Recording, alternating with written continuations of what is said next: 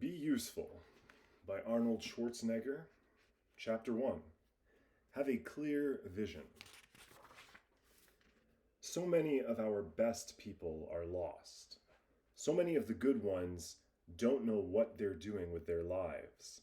They're unhealthy. They're unhappy. 70% of them hate their jobs. Their relationships are unrewarding. They don't smile. They don't laugh. They have no energy. They feel useless. They feel helpless, as if life were pushing them down a road to nowhere. If you know what to look for, you will see these people everywhere. Maybe even when you look in the mirror. It's okay. You're not broken. Neither are they. This is just what happens when you don't have a clear vision for your life, and you've taken either whatever you can get or whatever you thought you deserved. We can fix that, because everything good, all great change starts with a clear vision. Vision is the most important thing. Vision is purpose and meaning.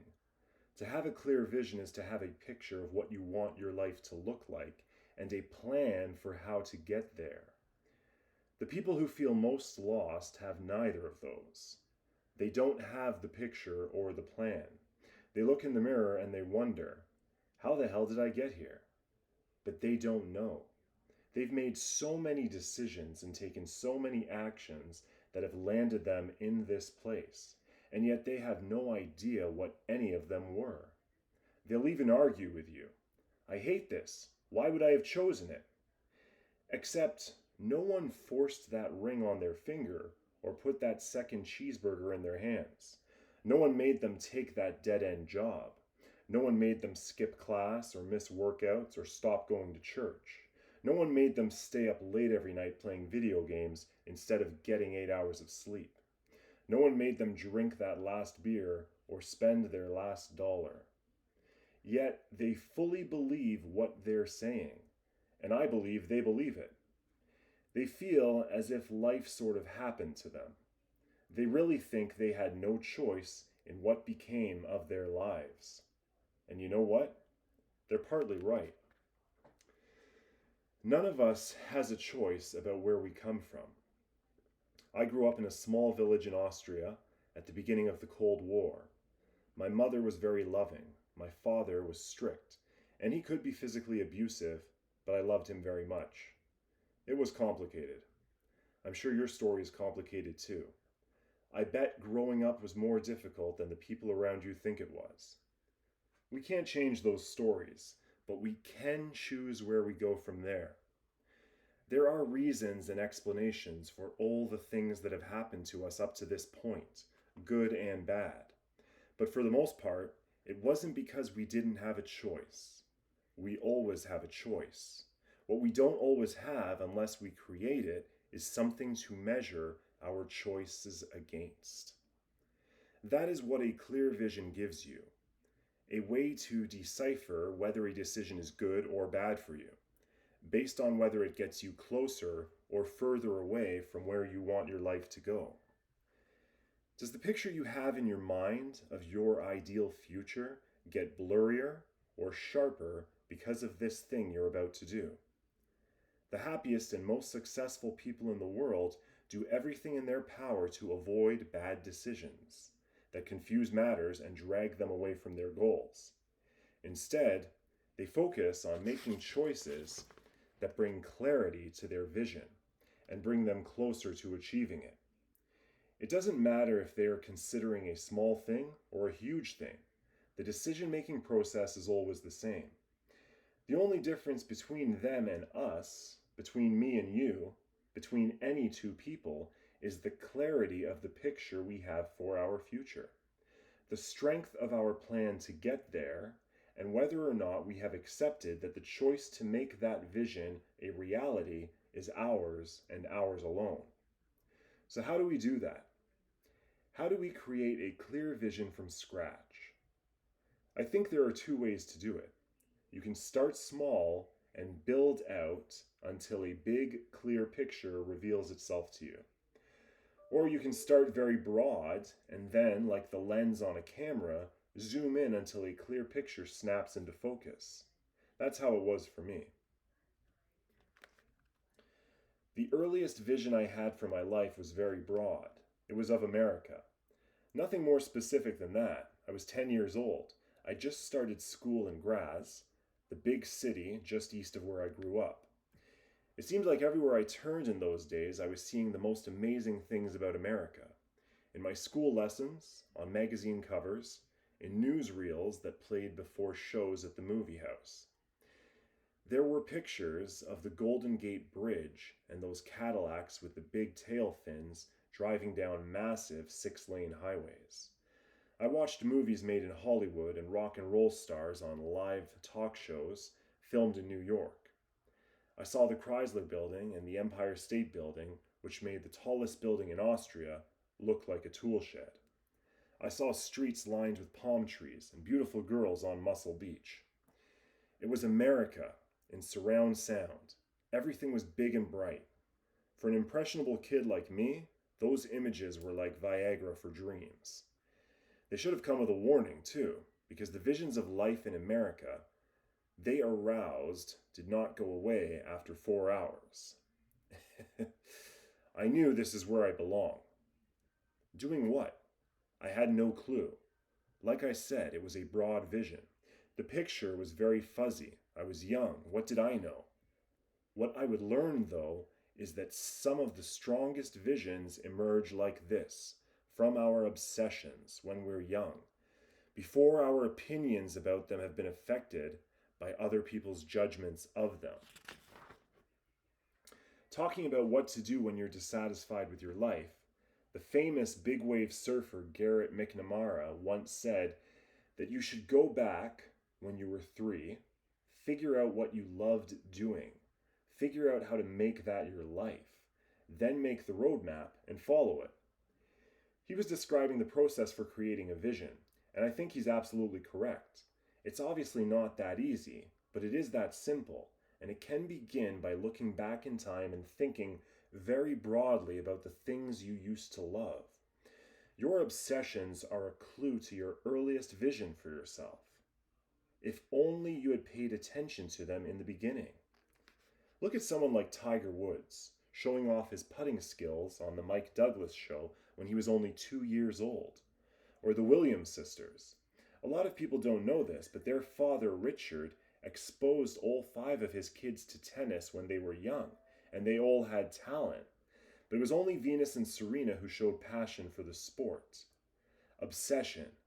And so tennis became the framework for how they grew up and how they saw themselves. It was the same for Steven Spielberg. He wasn't a big movie fan when he was a boy. He loved TV. Then one year, his dad got him a little 8mm home camera for Father's Day to record their family road trips.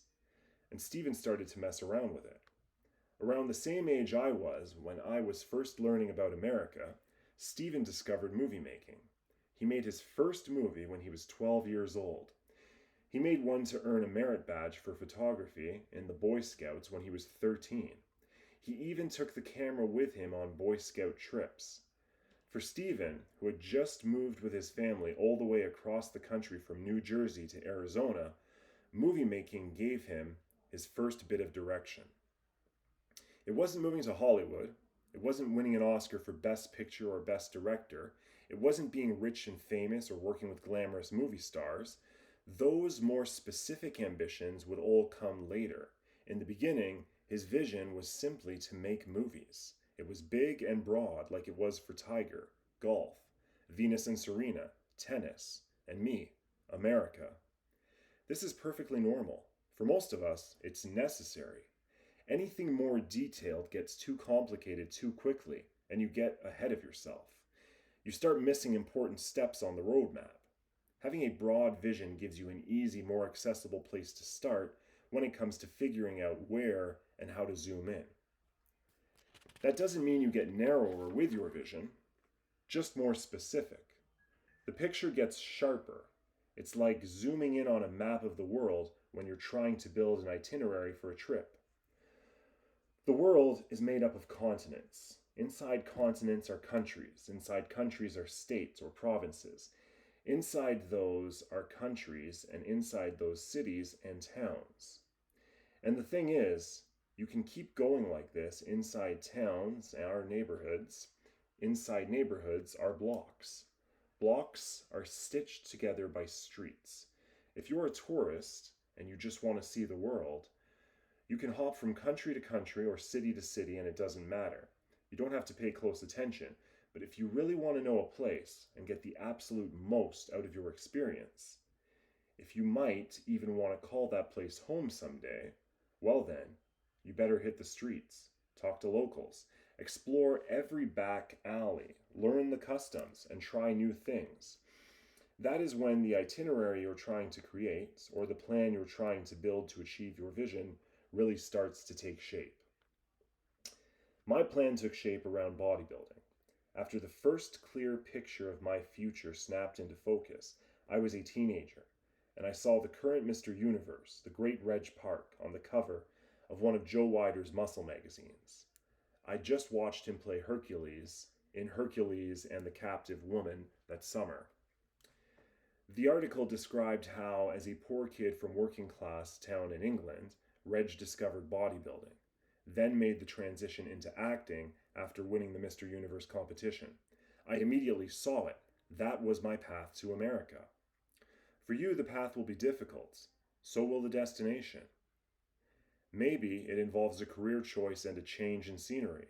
Maybe it involves a hobby that you want to turn into a lifestyle or a cause that you want to make your life's mission. There really isn't a wrong answer as long as it sharpens the focus of your vision and makes the steps you need to take to achieve it more clear-cut.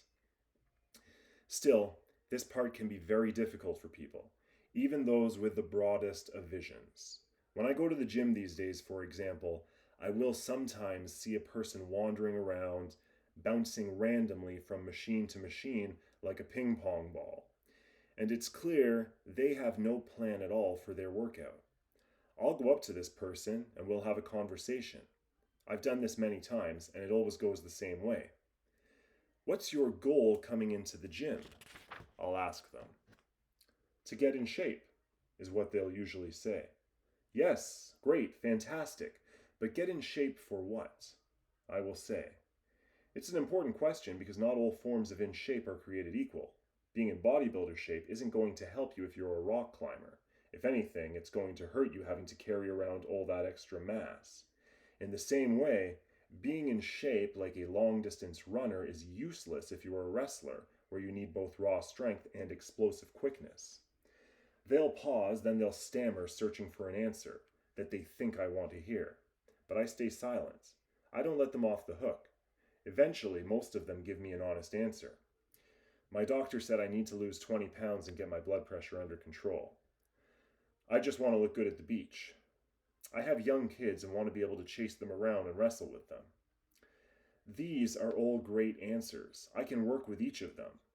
Zooming in like that gives their vision some specific direction, which will help them focus on the exercises that are best for achieving that goal.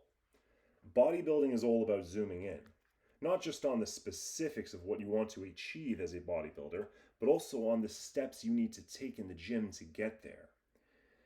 When I got to America as a 21-year-old in the fall of 1968, and I landed in Venice Beach to train at Gold's Gym under the great Joe Weider, I'd already won a number of titles, including Mr. Universe earlier that year, in my professional debut. Those titles were steps on the path that brought me to Joe's attention, which ultimately brought me to America. But they were not the final stops. Joe didn't pay for me to come to America because I'd already become a champion. He was investing in me because he thought I could be more than a champion.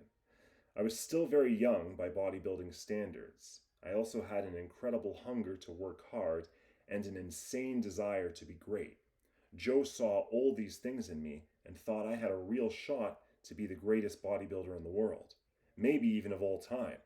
And he was going to help me zoom in even closer to really figure out what it takes to become the greatest ever. I was in America. I was Mr. Universe. And the work was just beginning.